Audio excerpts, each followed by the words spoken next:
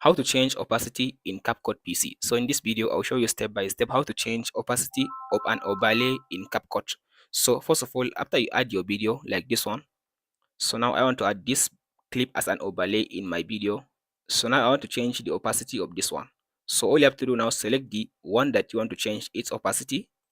After you select it, then go to this video and basics. So scroll to down under the video and basics. So make sure to check on this blend. So after you check on the blend, then tap on the arrow beside the blend. It will open this side for you. So now you can use it by you can change the opacity by following two methods. So the method one, you can use this arrow just to drag the opacity. As you can see now, you can use it just manually to change the opacity according to your own desire. Or you can tap on this option and choose the one that you want to use, like screen or darken. So you can choose anyone among this option now to go ahead and choose the opacity.